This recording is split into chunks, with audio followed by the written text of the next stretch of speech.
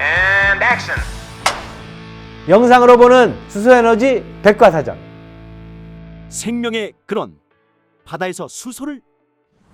지구 표면의 3분의 1을 덮고 있는 바다. 바다는 태양 에너지를 받아 지구대 순환의 동력 역할을 하고 있습니다.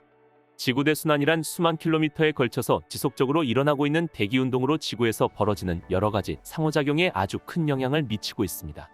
그런데 왜 지구대 순환의 원동력이 바다인 것일까요? 바다는 지구에 존재하는 물의 97%를 품고 있습니다. 태양 에너지를 받아 바닷물이 수증기로 증발하여 구름이 되고, 구름은 다시 비나 눈, 우박이 되어 땅으로 내려옵니다. 이렇게 육지에 모인 물은 하천을 거쳐 바다로 돌아가고, 또 다시 그곳에서 태양열을 받아 수증기가 됩니다. 이런 대순환이 가능한 것은 바다가 태양으로부터 흡수한 에너지를 지니고 있기 때문이죠. 바다는 에너지 순환의 열쇠도 쥐고 있습니다. 12억 7천만 세제곱킬로미터라는 어마어마한 양의 물에 포함된 수소가 바로 그 열쇠입니다. 그런데 우리가 살아가는 대기 중에는 수소가 전혀 없습니다.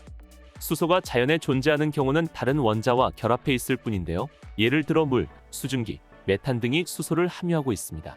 우리 몸에 영양을 공급하는 포도당을 포함한 거의 모든 유기화합물에도 수소는 필수 구성 성분입니다. 우주는 다릅니다. 우주의 97%는 수소입니다. 태양은 수소와 헬륨으로 이루어져 있는데 75%가 수소입니다. 약간의 탄소와 산소, 철 등 무거운 원소를 빼면 수소가 태양의 대부분이라고 해도 과언이 아닙니다. 수소 원자는 양성자 한 개, 그 둘레를 돌고 있는 전자 한 개로 구성되어 있습니다. 우리가 보통 수소라고 하는 것은 수소 원자 두 개가 결합하여 수소 분자 상태로 존재합니다. 그런데 수소는 중수소, 삼중수소도 존재합니다. 중수소는 영성자 한 개와 중성자 한 개가 원자핵을 구성하는 형태이며, 삼중수소는 중성자 두 개가 원자핵을 구성하는 형태를 말합니다. 자연계에는 중수소와 삼중수소는 극히 소량만 존재합니다. 중수소와 삼중수소는 높은 압력을 가하면 핵융합 반응을 일으키게 됩니다. 이것이 바로 태양이 빛을 내는 원리입니다. 이 원리를 이용해 인공태양, 즉 핵융합 발전을 하게 됩니다. 수소가 새로운 에너지를 만드는 데 쓰이게 되는 것입니다. 그런데 삼중수소를 더 이야기해 보겠습니다. 일본이 후쿠시마 원전 오염수를 스스로 개발한 다액종 제거 설비, 즉 알프스를 통해 세슘 등 인체에 유해한 방사성 물질을 걸러내고 정화시켜서 해양에 방류하고 있습니다. 그런데 문제는 여기서 걸러지지 않는 것이 바로 삼중수소입니다. 삼중수소는 몸 안에 쌓이면 유전자 변형을 일으키는 물질입니다.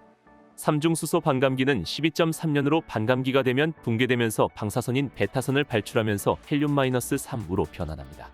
그린피스는 음용한 물에 삼중수소가 녹아있으면 헬륨으로 변할 때 방출하는 베타선이 DNA에 영향을 미칠 수 있다고 지적하고 있습니다. 축적 효과, 먹이사슬을 통한 영향력을 평가하지 않은 상황에서 당연히 위험하다고 여길 수 있습니다.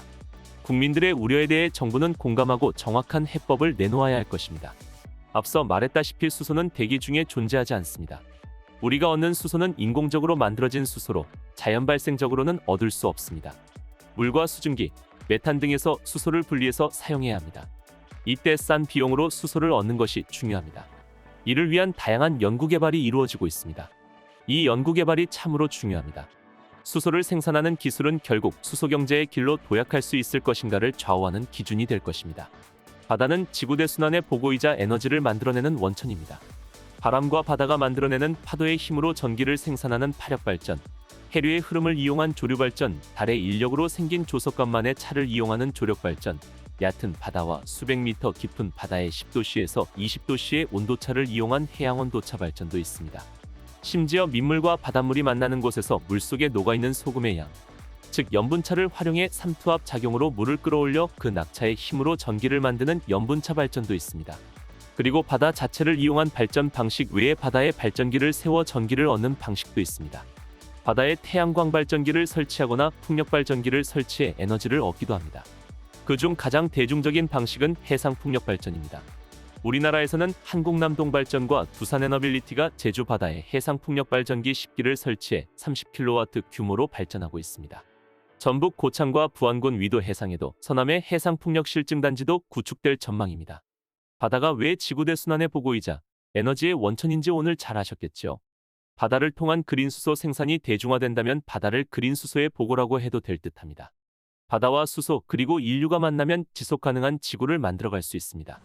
그럼 다음 편에는 어떤 내용이 소개될까요?